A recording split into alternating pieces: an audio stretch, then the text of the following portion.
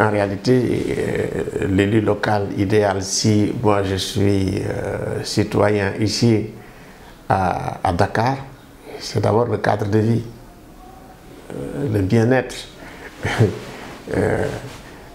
Aujourd'hui, Dakar, qui est une des plus belles villes du monde, quand vous prenez notre littoral avec du béton armé, avec des immeubles très impressionnants, avec beaucoup d'hôtels de luxe. Et bon, moi, citoyen de Pékin ou de Guédiawaye, je suis totalement exclu des bienfaits de la mer. D'abord, voir la mer, sentir la mer. En réalité, tout ce que je reçois en tant que citoyen, c'est les méfaits de la pollution, parce que Dakar est extrêmement pollué. Il y a beaucoup de maladies aujourd'hui, pulmonaires, cardiaques, et même des maladies méconnues qui sont dues à la pollution. Voilà, donc c'est ça le problème que nous avons à Dakar dans un premier temps. Dans un deuxième temps, c'est la circulation. Circuler à Dakar aujourd'hui, c'est un véritable, comme on dit, véritable problème. Et je dirais même marcher à pied, parce que quand même, nous sommes les héritiers tout de même des hommes qui se caractérisent surtout par la marche à pied, je dirais. Donc, marcher à Dakar, en ville, c'est tout un problème. En réalité, les trottoirs qui sont consacrés aux piétons. Parce que quand on dit l'espace public, c'est surtout le trottoir. Parce que tout le monde marche sur le trottoir, sur le même pied d'égalité. C'est occupé soit par des kiosques, soit par les voitures. Donc, aujourd'hui, quand vous êtes une famille et vous avez envie de dire, écoutez, nous, on va aller se promener en famille, en ville, c'est pratiquement impossible si vous n'êtes pas dans une voiture pratique. Quand effectivement vous êtes des amoureux du métier, on va aller se promener comme on allait à la place de l'Indépendance à l'époque. Ce n'est pas possible. En réalité, c'est ça qui doit changer dans la ville. Maintenant, quand vous reprenez aussi ce qui est arrivé, qu'est-ce que peut faire un maire? Quelles sont ses compétences? Quel est son mandat? Je pense que tout ça, ce sont des questions qu'on devrait se poser, surtout quand se pose la question des nouveaux défis. Nouveaux défis, si on veut, de ce qu'on appelle, nous, la démocratie locale. Les nouveaux défis concernant le budget participatif. Les nouveaux défis concernant la question de l'environnement. La question de l'environnement, c'est catastrophique. Surtout quand même par rapport à ce qu'on appelle le changement climatique, qui a des effets perceptibles que nous voyons ici à Dakar et sur toute la côte. La sécheresse, que l'on voit aussi, en même temps les inondations.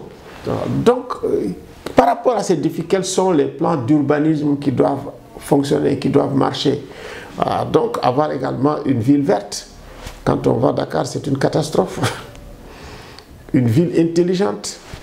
Voilà, ville intelligente aussi, ville où il y a la promotion de l'intelligence, de la culture, de l'éducation. Vous allez à Dakar pour dire, écoutez, on a une bibliothèque nationale. Est-ce qu'il y en a? Cinémathèque, est-ce qu'il y en a? Bon, voilà. Donc, or, c'est surtout l'imaginaire et la créativité, qu'elle soit artistique, culturelle, intellectuelle. C'est cette créativité-là qui a fait quand même que certaines villes, certaines capitales, certains pays se sont développés avec la recherche. Ce ne sont pas des pays qui ont des ressources. La Suisse n'a pas de ressources. La Suisse a exploité quoi? D'abord la démocratie, qui est une démocratie saine, une démocratie participative, une démocratie où, sur le plan local, le citoyen est interpellé pour dire qu'est-ce que vous pensez de ce qu'on va faire. La Suisse s'est développée à cause de la culture d'une citoyenneté capacitaire et responsable. La Suisse s'est développée à cause du civisme, une bonne culture civique. bien assise. Ici, nous avons eu les jeunes qui ont parlé, comme on dit, du nouveau citoyen sénégalais, le NTS, le nouveau type de Sénégalais. Mais ça a du mal à surgir. Maintenant, pour que le nouveau type de Sénégalais surgisse, il faut que le Sénégalais ait des modèles.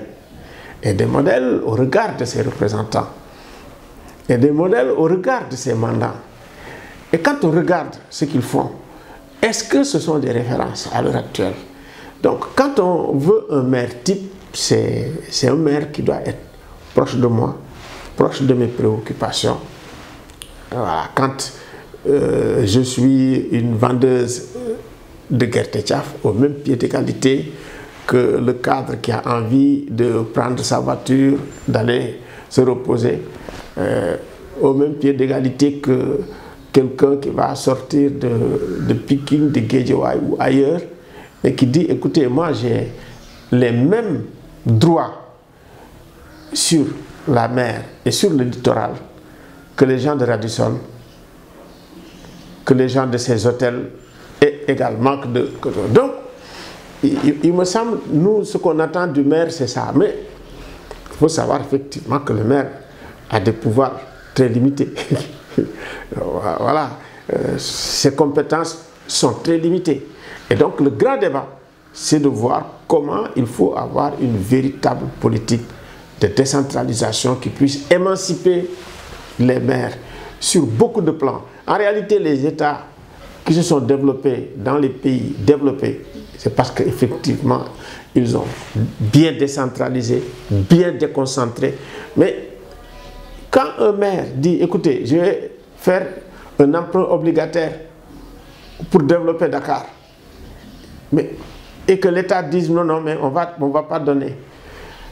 Quand un maire n'est pas de votre parti, et que vous dites, bon, ben, il a fait des trucs, on en profite, on l'enlève. Je pense que rien que la réflexion sur ce qui est arrivé à Khalifa Sall nous montre également les limites à la fois des compétences des maires, les limites également et les méfaits d'une surpolitisation du phénomène partisan par rapport à la question de la décentralisation. Donc moi je pense que ce sont des questions qui sont là, qui doivent être agitées par nous tous pour voir quand même comment nous pouvons avoir quand même ce pays magnifique. C'est un pays qui peut être un paradis. Et surtout aujourd'hui, où nous avons beaucoup de problèmes de pauvreté, parce que la pauvreté et la misère, la question des inégalités. Mais ces questions-là, ce sont les questions aussi que les maires doivent traiter. Mais ont-ils les compétences, la possibilité et les moyens de le faire? Je pense que toute la question est là.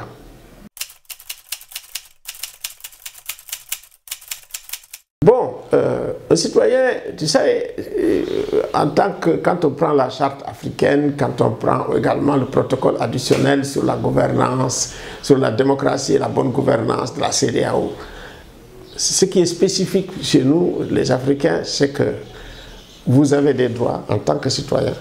Et ces droits, il faut que l'État les respecte. L'État quand même qui a des obligations internationales pour le respect de ses droits et de ses libertés fondamentales. C'est important qu'il les respecte. Mais également, vous avez des responsabilités. Et ce sont les responsabilités qui nous permettent, gouvernants et gouvernés, d'abord, en tant que gouvernants, d'avoir la possibilité de demander des comptes aux gouvernés. Et ça c'est extrêmement important, la reddition des comptes. Et ensuite, ce que j'ai dit, la redevabilité. Ça, c'est très important qu'on ait à ce niveau-là, avoir la possibilité, ce qu'on appelle la citoyenneté capacitaire. C'est très important. Avoir la responsabilité aussi de dire, tiens, le bien public, il nous appartient. Et le bien public, moi, je n'ai pas le droit de le détruire. J'ai le droit de le conserver. J'ai le droit même de demander des comptes par rapport vraiment à la responsabilité des décideurs sur ce qu'ils ont fait du bien qui nous appartient à nous tous. Donc, autant les politiques doivent avoir quand même un sens élevé des responsabilités, autant également nous devons être tout le temps habités par le sens civique. Civicus, c'est pratiquement la ville. Et le sens civique, c'est extrêmement important pour promouvoir, protéger ce qui nous appartient en commun. Donc, la promotion de l'en commun, c'est extrêmement important. Discuter également pour avoir, comme on dit, un consensus, une vision sur ce qu'est l'en commun, ça c'est extrêmement important. Et il nous manque un peu ça. Mais le problème, j'y reviens, c'est le phénomène, je dis, partisan, je dis hyper partisan. Quand je prends par exemple la question des assises nationales. Les assises nationales, quand même, dans le domaine de la gouvernance et des responsabilités, quand même, avaient tracé un certain nombre de choses. On l'a mis de côté pour des raisons partisanes. Or, ça aurait pu être une espèce d'en commun qui nous lie. Donc, le citoyen, il doit être responsable, il doit avoir un sens civique très élevé, il doit avoir une bonne conscience de ses droits et d'avoir la possibilité de les revendiquer. Il ne doit pas se taire. Et de ce point de vue, je pense qu'il y a pas mal de canaux qui permettent de développer la citoyenneté capacitaire par l'intermédiaire de la communication, la presse, les leaders d'opinion de façon globale, qu'ils soient politiques, que ce soit aussi les leaders religieux. Je pense que tous ensemble, c'est tous ensemble que nous devons vraiment, si vous voulez, promouvoir cette citoyenneté. Et effectivement, c'est la faiblesse de cette citoyenneté et de cette conscience citoyenne. Des fois même au plus haut niveau. Au plus haut niveau de responsabilité, si vous ne vous comportez pas comme un citoyen modèle, mais vous ne pouvez pas exiger de votre peuple qu'il se comporte aussi en citoyen modèle. Donc c'est ensemble que nous devons promouvoir le citoyen modèle, le citoyen capacitaire, respecter ses droits et exiger de lui aussi ses responsabilités vis-à-vis de l'État, ses responsabilités en tant que père de famille, ses responsabilités en tant que mari, en tant que femme, en tant que fils, en tant que fille. Et il me semble que c'est comme ça que nous pouvons effectivement protéger notre cher Sénégal ensemble.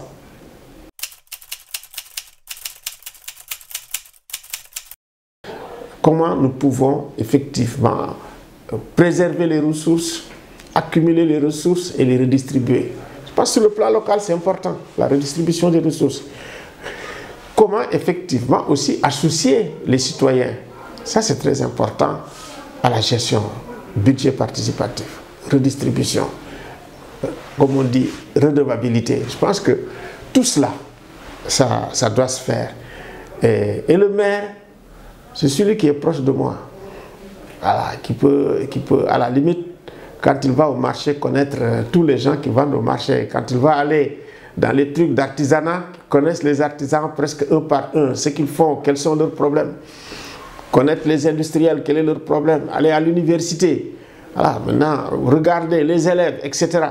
Bon, on n'a pas encore de trucs pour l'université, mais c'est extrêmement important aujourd'hui de renforcer les collectivités locales en matière de ressources humaines, pour que tout le monde ne reste pas concentré à Dakar, qu'on puisse développer les autres zones par rapport à ce qu'ils ont. C'est important parce que souvent c'est par manque de ressources humaines. Travailler, ça veut dire que quand vous êtes maire, c'est de ne pas travailler seulement avec vos partisans. Voir quelles sont les zones où on peut être d'accord pour travailler ensemble. Donc je pense que aujourd'hui, un citoyen sénégalais qui vit à Dakar, c'est le mal vivre, ça, il faut le reconnaître. Quand on regarde Dakar et on essaye d'analyser la question des inégalités sociales, mais on voit comment ça explose, c'est extraordinaire. Et ça, c'est pas vivable. Quand on va ailleurs aussi, c'est la même chose.